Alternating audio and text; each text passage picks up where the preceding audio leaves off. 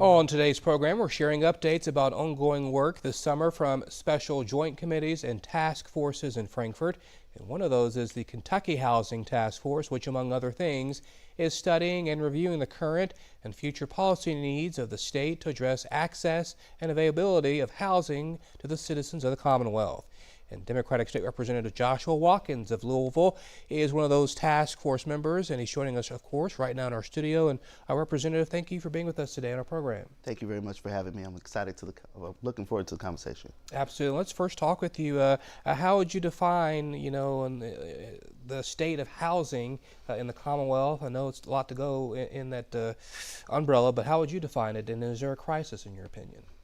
There is absolutely a crisis in my opinion, and I believe that many sort of experts in the field would say the same thing, and not just this year. I mean, we've been in an affordable housing crisis for a few years now, and it makes me excited and frankly grateful to be a part of the Housing Task Force as a freshman.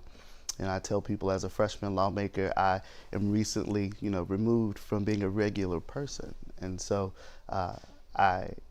I know all too well, not only just meeting with my constituents, but also in the profession that I also have as a realtor. I know this market, and it's a crisis. It's a dire one. It's a 120 county problem. Every single county in our Commonwealth is experiencing some sort of housing burden, and it's time for some real solutions. I know that there's been various studies out there, but showing that the current housing supply gap is around 206,000 units, roughly split between rental and home ownership. But from your perspective, and you're sharing with me as well, you've got a background in working in this area. What are some of those steps to move forward to try to address this?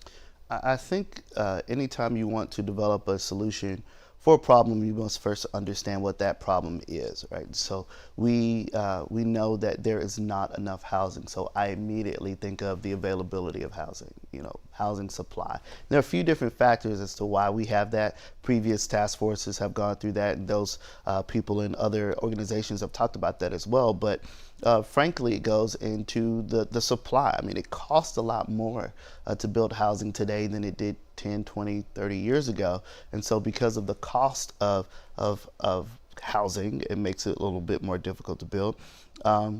You get into counties like Jefferson County, particularly Louisville, and some zoning restrictions. Almost 70% I think of Jefferson County is zoned for single family.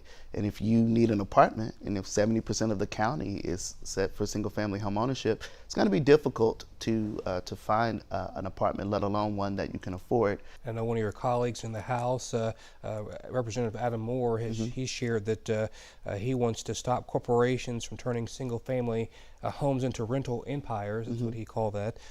What's your perspective on that and addressing, the availability of being able to address that various topic?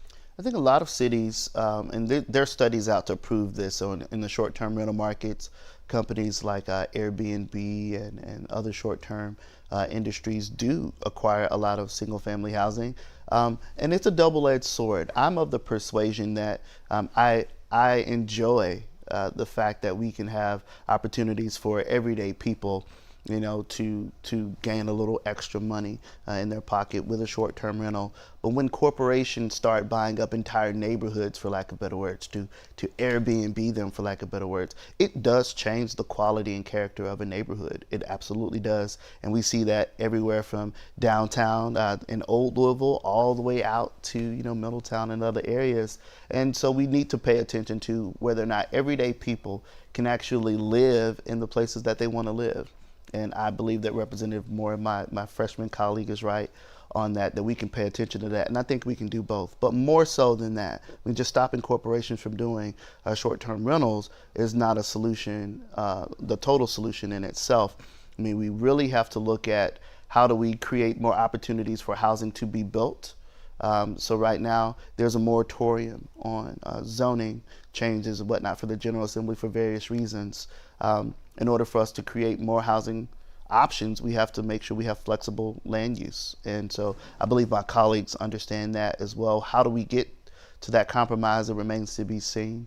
And then how do you navigate the waters of being on this task force, and you're one of only a few Democrats that are serving on this, and then obviously your caucus is in the minority of members. So the policies that you want to move forward, how do you get that stuff across the finish line if you're not in leadership or having the votes to move things forward? Well, the good thing about this housing crisis that I'm going to call it, and I know it's probably weird to hear the good thing about a crisis, but housing security is not a red or blue issue. I tell people it's not red or blue, it's about you. And if it's about you, that means it's about the folks that live in Chickasaw in my district. It's about my parents that live in Hopkinsville. It's about some of my friends that live in Russellville. It's about everyone. So I think that bipartisanship is by default based on who it touches. So how do we move the needle and come together as legislators to deliver solutions on behalf of Kentuckians? We've got to keep the main thing the main thing. The main thing is this upcoming cycle, it's about a budget biennium. What are we going to do at the end of that 2026 session that lets Kentuckians know we are serious about solving our housing issues? I believe that the members of the task force, from what I've seen, are serious about it. I see that in the quality of conversations that we're having during the meetings and outside of the meetings. Some of the conversations that are planned gives me a lot of hope that there is some common ground there. And I really believe that Kentuckians will look back over the 2026 session and say, wow, they worked together on something and agreed upon it. And I think we're moving in that right direction. And we look forward to seeing the progress that is made during the next session that starts in January. And Representative Watkins, really appreciate your time today. Thank you. I appreciate it. Thanks for watching our YouTube channel. For more stories in your community, click the subscribe button here. You can also download the Spectrum News app or watch us on TV for the latest information, balanced coverage, weather updates every 10 minutes, and more. We'll see you then.